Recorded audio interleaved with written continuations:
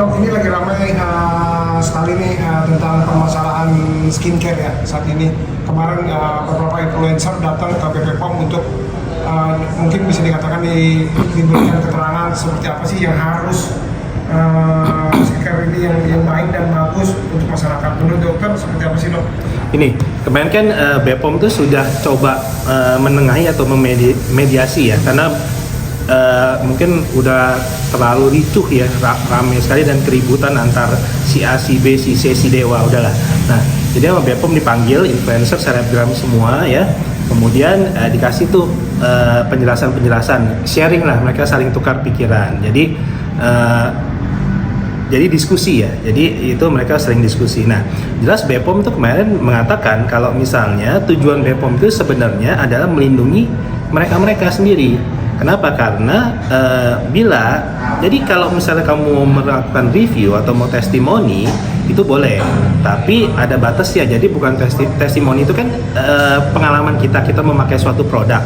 Nah, tapi kalau misalnya menjelekkan satu produk atau misalnya tiba-tiba kita menemukan suatu produk yang tidak bagus atau misalnya terus kita melakukan periksa lab ya, kalau menemukan tidak baik itu dianjurkan untuk melaporkan ke BPOM dulu, karena satu-satunya badan yang berwenang di Indonesia adalah BPOM, dan itu ya mau suka nggak suka ya itu ya aturannya, itu yang mesti dilakukan ya.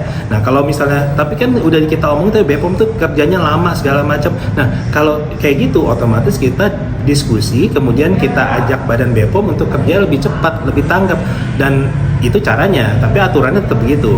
Nah, kenapa BPOM bilang itu benar? Kenapa? Karena kalau enggak, begitu kamu melakukan review sendiri, otomatis ada pihak yang akan merasa dirugikan.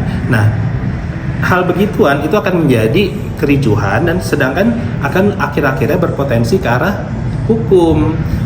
Jadi ntar saling melapor kan nanti akhirnya ribut, rugi sendiri, malah jadi masuk ke ranah hukum. Nah, jadi sebenarnya kan gini, aturannya jelas. Satu, aturan BPOM kalau kamu menemukan produk-produk yang ternyata tidak bagus atau isinya tidak bagus atau mencurigakan, kamu tinggal lapor ke BPOM. Kalau emangnya kamu ada data, kasih BPOM datanya. Nanti BPOM akan menelusuri nih. Begitu BPOM sudah menelusuri dan ternyata nanti dimediasi, dipanggil lah si ownernya, nanti dikasih pengarahan, disuruh merubah atau menarik atau tidak boleh menjual lagi. Nah, kalau ternyata BPOM sudah mengumumkan, kayak misalnya masih bandel, di-ban sama nggak boleh dijual lagi, ditarik sama BPOM, nah itu semua boleh sebagai membantu, sebagai kepanjangan tangan BPOM. Dia boleh mensosialisasikan, tapi yang boleh berwenang itu memutuskan kalau produk itu ternyata adalah tidak baik, isinya tidak bagus, itu adalah BPOM badannya ya. Jadi itu untuk melindungi mereka supaya tidak timbul polemik, dan juga itu nggak bikin ricuh, karena kan gini, akan saling serang, akan saling mengatakan asumsinya, jangan-jangan lu titipan nih, ada yang nitip nih, jangan-jangan nanti ada produk besar nih, gue mau ngancur nih produk, jangan-jangan lu bisnis nih, lu jualan produk sendiri, itu jadi kecoret, karena kan BPOM yang ngomong. Kalau enggak nanti semua akan begitu, akan saling ribut, netizen juga ribut, ya kan, netizen ribut gampang dikomporin, panas, suasana lagi kayak begini ya, ekonomi lagi nggak bagus, makin kenceng deh kemana-mana, kan gitu bijaksananya, ya kan. Nah, jadi kalau misalnya ada keributan dari pihak A, pihak B, pihak C, misalnya gini, teman sejawat antara dokter ribut, itu juga ada caranya. Pertama, kan kita sumpah dokter jelas, sumpah dokter itu sebagai teman sejawat, sebagai saudara, ya kan. Nah, jadi begitu ada keributan, caranya ya kita japri aja, hubungin si dokternya langsung. Kenapa nih begini? Lu jangan begitu dong. Kok begini? Kesalahan gue di apa nih? Diskusi. Oh, lu kesalahan gue gini. Oke, gue minta maaf, gue perbaiki. Kan bisa. Kalau ternyata nggak bisa, ke organisasi profesi. Kita yang nanggung siapa? ID, otomatis ID kan. Jadi ID akan menengahi, dipanggil sama ID, dikasih masukan-masukan, ditegur sama ID, kan juga ada majelis kode etik kedokteran, dia kan kalau masalah etika pasti ada sanksinya juga. Nah, setelah itu kalau misalnya organisasi profesi udah menegur segala, biasanya clear tuh, beres ya. Jadi mestinya begitu. Nah, ini kan jadi nggak jadi polemik dan kepanjangan terus meluas kemana-mana jadinya. Itu sebenarnya yang sebenarnya seperti itu gitu. Oke dok, ini kan jadi ramai juga nih, seperti yang kata dokter yang kita dikatakan mereka jadi saling lapor. Mungkin kurangnya pengetahuan yang didapat dari BP POM atau penerangannya atau seperti apa sih dok, sehingga mereka ini bisa saling kontak-kontakan, apakah ini bisnis yang menguntungkan atau seperti apa dok? Nah jadi gini, emang sih beberapa menyatakan begini, beberapa influencer bilang iya BPOM itu aturannya sudah bagus, sudah baik semua, tapi nggak ada yang tahu pak katanya. BPOM kurang sosialisasi, jadi masyarakat tuh nggak ada yang tahu, jadi kita bantu edukasi. Nah bener, kalau bantu edukasi itu setuju saya. Nah tetapi seperti undang-undang di Majelis Kode Etik Kedokteran, jadi influencer, selebgram menjual produk nggak boleh pakai embel-embel dokter. Jadi kalau lu mau jual produk, lu mau promosi barang boleh, tapi dokternya lu buang dong, embel-embel dokternya jangan lu pakai gitu. Tapi kalau misalnya lu mau edukasi, setuju, khusus edukasi. Nah, jadi kalau misalnya ternyata kok nggak nyampe nih sosialisasi di BPOM, ya dibantu edukasi, bener, boleh dokter mengedukasi, tapi bukan berjualan produk atau menjelekkan produk misalnya, itu tugasnya ranahnya BPOM. Nah, kemudian kalau misalnya ditanya lagi,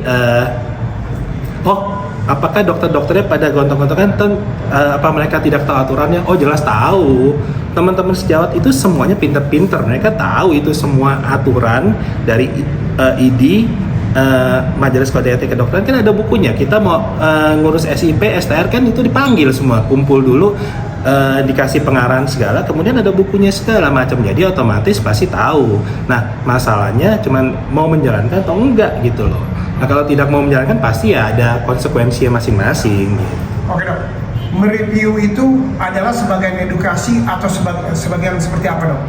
Menurut dokter Franky? Gini, review itu boleh, itu sebagai edukasi benar kalau dilakukan dengan cara yang benar. Nah tapi kalau review dengan cara yang tidak benar, itu satu berpotensi tadi banyak, satu bisa takutnya menimbulkan polemik berkepanjangan, jadi fitnah, jadi saling melapor, tadi ranahnya hukum jatuhnya.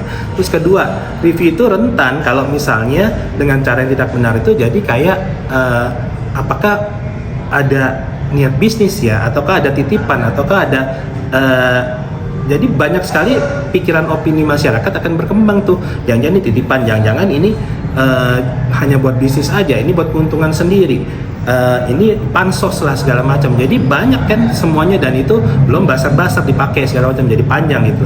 Jadi sebenarnya kalau sebagai testimoni boleh, tadi dengan testimoni pengalaman, tapi kayak misalnya nih, saya memakai produk A, ternyata kok di kulit saya kurang baik nih, kurang bagus, mungkin nggak cocok di kulit saya, mungkin di yang lain-lain saya nggak tahu ya gitu. Itu testimoni, itu nggak apa-apa, itu nggak melanggar hukum.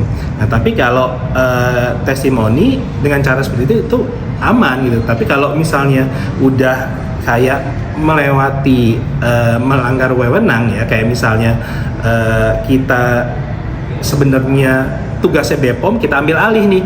Nah BPOM itu sudah menyatakan dia tidak pernah menunjuk satu orang pun untuk menggantikan tugas dia, wewenang dia, nggak ada. BPOM bilang ya ini tugas kami, dan itu jadi nggak perlu, kata BPOM, nggak perlu kalian ini menekan-nekan BPOM untuk bekerja. BPOM itu bekerja sebenarnya. Nah kalau laporan-laporan yang masuk ternyata lama ditanggapinya, nah itu yang kita perbaiki. Terus kita udah jelas ya, kalau kasus sekarang pasti BPOM akan bekerja lebih cepat ya, dan akan lebih cepat, lebih tanggap. Pasti BPOM pun akan memperbaiki biar nggak terjadi lagi masalah-masalah seperti ini. Oke, saran dari Dokter Franky nih, ini polemik yang seperti ini nih, mungkin ada saran dari Dokter Franky untuk para influencer, dokter-dokter, daripada ribut mendingan bertemu di BPOM kayak kemarin itu kan sudah bagus. Apakah ada saran lagi dari dokter? Ini kalau saran saya sebenarnya edukasi tetap nggak boleh stop. Jadi edukasi ke masyarakat itu salah satu pengabdian tugas dokter. Tapi edukasi yang benar nih ya. Edukasi jangan tanda kutip nih, edukasi ada keuntungan pribadi, edukasi dengan bisnis, edukasi dengan jualan produk, edukasi titipan, edukasi menyerang salah satu produk. Bukan, tapi edukasi yang murni edukasi buat masyarakat, biar tahu tentang kesehatan kulit, tentang skincare, itu sah. Ya, itu menurut saya boleh, dan itu membantu BPOM. Nah, kalau misalnya ternyata menemukan hal-hal yang kurang baik, overclaim segala macam, dilaporin ke BPOM. Nanti BPOM yang akan menelusuri. Setelah BPOM misalnya sudah berbicara, sudah menyatakan produk ini nggak baik, nah itu boleh mensosialisasikan, boleh membantu BPOM untuk memberikan pengarahan memberi informasi ke masyarakat kalau produk ini jangan dipakai loh, tapi yang menentukan adalah BPOM. Nah kemudian sama ini juga nih, jangan lupa dokter itu kan pengabdian ya, jadi ya masing-masing punya pilihan sih. Ada dokter yang pengabdian, ada yang dokter yang komersil nih. Kalau dokter yang komersil semua tentang duit itu sebenarnya nggak sesuai sumpah dokter dan tidak etis. Jadi maksudnya gini, dokter boleh kaya, boleh. Tapi dokter itu boleh kaya, tapi bukannya semua melulu dengan uang. Jadi kalau dia mau kaya ya boleh. Tapi bukannya berarti dia bilang saya menjual ini, saya mau jadi dokter paling kaya, saya mau jadi terkaya, saya mau dapat lebih banyak, itu melanggar etika? Enggak, karena sumpah dokter enggak seperti itu. Nah, kalau semua dokter mau kaya, jadi akan rebutan pasien, akhirnya jadi saingan, saling menjelekan, pasien gua ambil segala macam, itu yang enggak etis. Dan bener, ada dokter Tirta kemarin pernah ngomong, kalau misalnya semua dokter mau kaya, udah dong Bu, jadi sumpahnya itu dokter sebagai teman sejawat sebagai saudara, ya enggak dong. Kalau mau kaya kan bisnis, jadi ya saingan bukan saudara lagi gitu. Itu logis gitu ya.